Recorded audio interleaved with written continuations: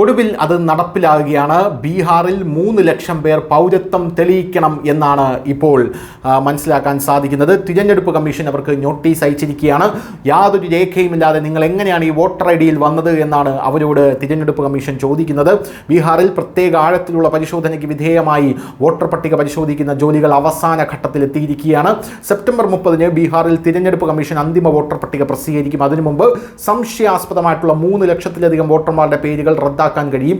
ഈ വോട്ടർമാർ സമർപ്പിച്ച രേഖകളിൽ ഗുരുതരമായിട്ടുള്ള പിഴവുകൾ കണ്ടെത്തിയിട്ടുണ്ടെന്നാണ് കമ്മീഷൻ അറിയിക്കുന്നത്.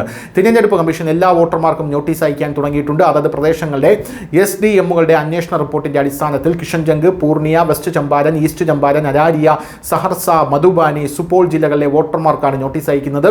നേപ്പാൾ ബംഗ്ലാദേശ് എന്നിവയുമായി അതിർത്തി പങ്കിടുന്ന ഗ്രാമങ്ങളിലെ വോട്ടർമാരുടെ രേഖകളിൽ വലിയ പോരായ്മകളാണ് കണ്ടെത്തിയിരിക്കുന്നത്.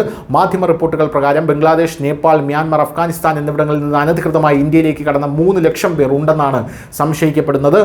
വ്യാജരേഖകളുടെ അടിസ്ഥാനത്തിലാണ് ഇവർ തിരഞ്ഞെടുപ്പ് തിരിച്ചറിയൽ കാർഡ് നേടിയത്. ആധാറും മറ്റ് രേഖകളും അവർ എങ്ങനെ നിർമ്മിച്ചു എന്നതും അന്വേഷണ വിധേയമാക്കും. ഈ വോട്ടർമാർ ഇതുവരെ തങ്ങളുടെ ഐഡന്റിറ്റി തെളിയിക്കുന്നതിനുള്ള ഒരു രേഖയും തിരഞ്ഞെടുപ്പ് കമ്മീഷന് മുമ്പിൽ സമർപ്പിച്ചിട്ടില്ല. അതിനാൽ കമ്മീഷൻ അവർക്ക് നോട്ടീസ് അയച്ചിരിക്കുകയാണ്. വോട്ടർ പട്ടികയിൽ നിന്ന് 65 ലക്ഷം പേരുടെ പേരുകളാണ് നീക്കം ചെയ്യുന്നത്. SIR പ്രക്രിയ പ്രകാരം 65 ലക്ഷം വോട്ടർമാരുടെ പേരുകൾ ഇതിനകം പൊതുപട്ടികയിൽ നിന്ന് നീക്കം ചെയ്തിട്ടുണ്ട്. അവരിൽ പലരും മരിച്ചു, പലരും ബീഹാർ വിട്ട് മറ്റ് സംസ്ഥാനങ്ങളോ രാജ്യങ്ങളോ സ്ഥിരതാമസമാക്കി. കൂടാതെ 2 സ്ഥലങ്ങളിൽ വോട്ടർമാരായി തിരിച്ചറിഞ്ഞ വോട്ടർമാരുടെ പേരുകളും ഇപ്പോൾ നീക്കം ചെയ്തു തുടങ്ങിയിട്ടുണ്ട്. ഈ പട്ടികയിൽ എന്തെങ്കിലും പ്രശ്നമുണ്ടെങ്കിൽ വോട്ടർമാർക്ക് അവരുടെ ഐഡന്റിറ്റി സ്ഥാപിക്കുന്നതിനുള്ള രേഖകൾ ഉപയോഗിച്ച് ഓൺലൈനായോ ഓഫ്ലൈനായോ അപേക്ഷിക്കാം. അവർ അപേക്ഷിക്കുന്നില്ലെങ്കിൽ അവരുടെ പേരുകൾ അന്തിമ വോട്ടർ പട്ടികയിൽ ഉൾപ്പെടുത്തില്ല. വരാനിരിക്കുന്ന നിയമസഭാ തെരഞ്ഞെടുപ്പുകളിൽ അവർക്ക് വോട്ട് ചെയ്യാൻ കഴിയില്ല.